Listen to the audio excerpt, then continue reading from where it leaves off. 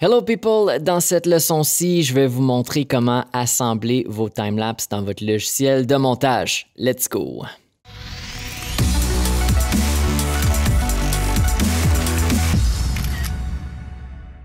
Donc, avant de commencer, je tiens à préciser que vous ne pouvez pas importer dans Adobe Premiere Pro des images RAW dans votre logiciel de montage. Il faut absolument passer à travers un logiciel de retouche photo, retoucher ces images RAW, ensuite les exporter en JPEG avant de pouvoir les importer dans votre logiciel de montage.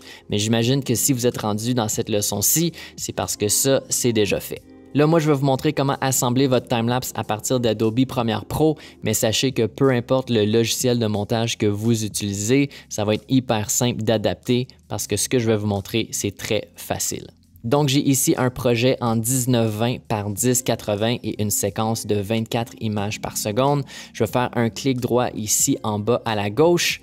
On va cliquer sur Import et on va aller trouver notre fichier, notre dossier où se trouvent nos photos.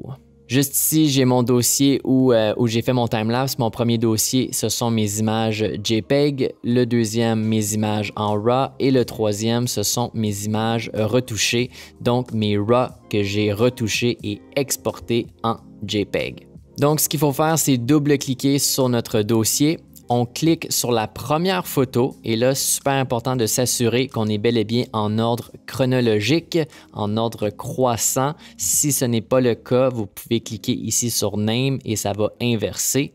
Moi, dans mon cas, j'étais dans le bon ordre. On clique sur la première photo, on clique sur Options, Image Sequence, très important de cocher ça et on clique sur Import. Là, ce que vous allez remarquer, c'est que le logiciel a créé un fichier vidéo. Il y a juste un fichier ici et dans le fond, il a assemblé toutes les photos pour nous dans un fichier vidéo, ce qui nous donne notre timelapse de A à Z.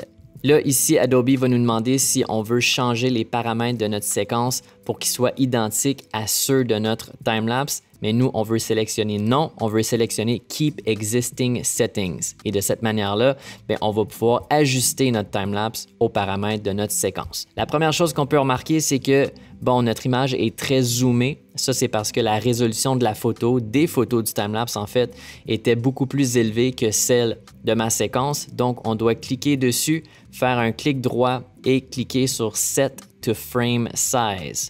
Et là, on va remarquer que nos photos prennent la bonne dimension, sauf que comme notre photo a été prise en 3 par 2 et que la séquence est en 16 par 9, on a des bandes noires de chaque côté. Donc, on va devoir aller sous le Effect Controls et sous Scale, augmenter à, disons, 35 pour ajuster la dimension de notre timelapse. Là, avant de faire notre rendu, moi, ce que j'aime faire, c'est ajouter un peu de mouvement. Question d'ajouter un peu de oomph dans notre timelapse avec les keyframes ici sous le Effect Controls. Donc, ce que je vais faire, c'est que je vais aller à la fin du clip, utiliser les flèches pour se tasser. Je vais ajouter un keyframe ici à côté du scale en appuyant sur le chronomètre. Même chose ici pour la position. Dans le fond, je dis au logiciel qu'à la fin de mon animation, je veux qu'on finisse sur ce cadrage ici. Et là, je vais apporter mon curseur au tout début et je vais m'amuser avec la grosseur et la position. Pour la grosseur, je vais mettre ça, disons, à 60. Et pour la position, je vais tasser vers la droite, mettre le soleil dans le coin, descendre un petit peu comme ça. Et là, automatiquement, le logiciel, quand je fais mes mouvements, et que je redimensionne, il va ajouter des keyframes automatiques. Et là, en faisant ça, on vient de créer une animation dans notre timelapse. Donc, pour visionner, on va faire notre in, notre out. On va sélectionner séquence et render in to out. On va laisser le logiciel faire son rendu et ensuite, on va pouvoir visionner.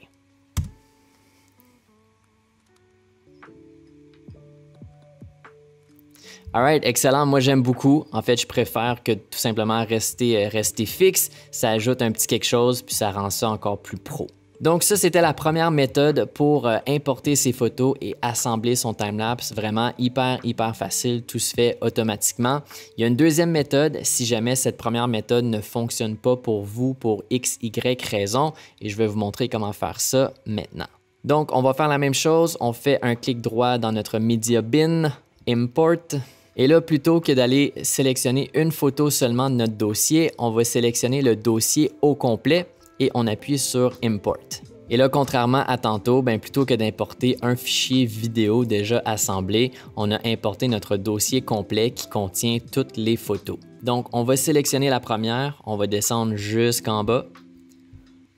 On va appuyer sur Shift et sélectionner la dernière photo pour sélectionner toutes les photos. On fait un drag and drop.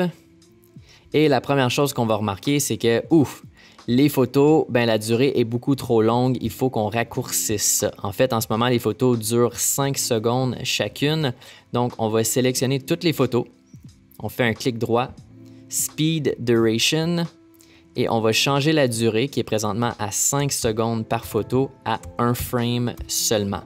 Fait que 00000001 et on va venir cocher ici juste à côté de Ripple Edit. Ce que ça va faire, c'est que ça va supprimer tous les trous qu'il va y avoir entre les photos. Comme on vient de raccourcir la durée de chacune des photos, les photos seraient plus collées une sur l'autre. Il y aurait des espaces. Donc, on veut éliminer ça en cochant Ripple Edit.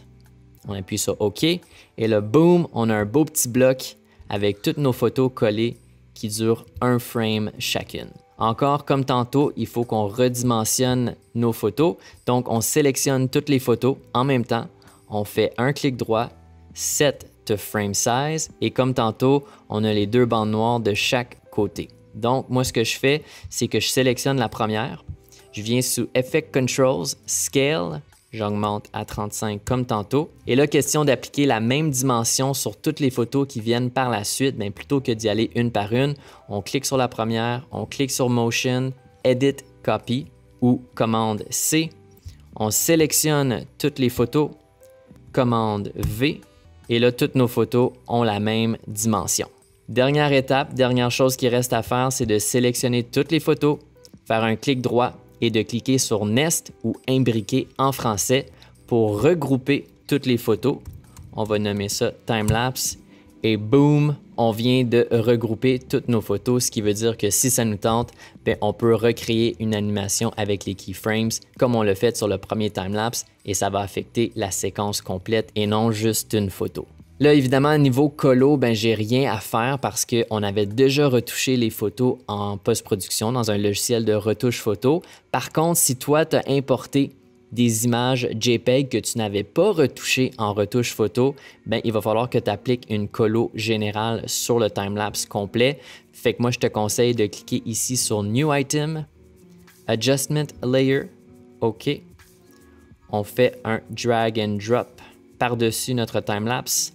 On vient l'étirer sur la longueur totale du timelapse. On clique sur Color et à ce moment-ci, vous pouvez faire vos modifications de colo sur votre timelapse. Fait que that's it, c'est comme ça qu'on crée son timelapse en montage. C'est pas plus compliqué que ça. Puis à ce point-ci, vous avez réussi à créer votre premier timelapse. Fait que good job. Si vous avez des questions ou des commentaires, n'hésitez surtout pas. Puis nous, on se reparle la prochaine fois. Ciao!